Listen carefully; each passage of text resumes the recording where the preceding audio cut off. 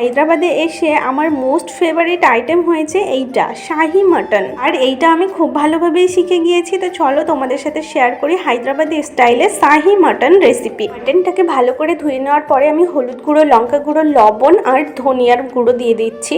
তো ভিডিওটি স্কিপ না করে পুরো দেখো। এইভাবে রান্না করলে কিন্তু স্বাদ আর গন্ধ দুটোই দুর্দান্ত হয়। এবার দেখো আমি এখানে একটা পেস্ট বানিয়ে নিয়েছি। দিয়েছি টমেটো কুচি, কাঁচা লঙ্কা, আদা কুচি আর রসুন কুচি দিয়ে ভালো করে এটাকে ব্লেন্ড করে নিতে হবে। এই যে দেখো পেস্ট একদম রেডি হয়ে গেছে। এবার আমি এইটাকে মিশিয়ে নেব। ভালো করে মাখিয়ে নেওয়ার পরে আমি এটাকে আধ ঘন্টা মতো রেস্টে রেখে দেব।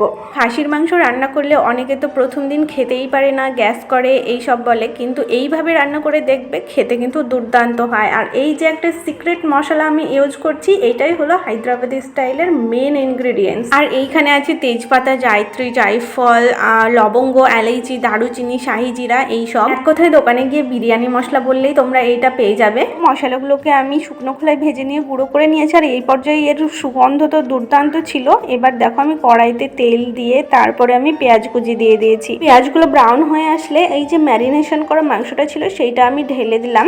এরপর ভালো করে কষিয়ে নিতে থাকবো। এই মাংস কিন্তু যত ভালোভাবে কষানো হবে তত টেস্টি হবে। ভালোভাবে কষানো হয়ে গেলে দেখবে মাংসটা শুকনো শুকনো হয়ে এসেছে। তখনই আমি এতে অ্যাড করব টক দই আর ওই যে ভেজে রাখা মশলাটা আমি রেডি করেছিলাম সেই মশলাটা দিয়ে দিলাম। এরপরে দিয়ে দেবো পেঁয়াজের বেরেস্তা।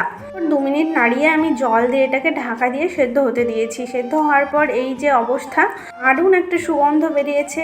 তো আমার ভিডিওটি তোমার কেমন লাগলো অবশ্যই একটা কমেন্ট করে জানিও। আর ভালো লাগলে একটা লাইক করে দিও। আর ফেসবুক থেকে দেখলে পেজটিকে অবশ্যই ফলো দিও। আর যারা ইউটিউব থেকে দেখছো চ্যানেলটিকে অবশ্যই সাবস্ক্রাইব করে দিও। আজকের মতো টাটা, দেখা হচ্ছে আবার নেক্সট ভিডিওতে।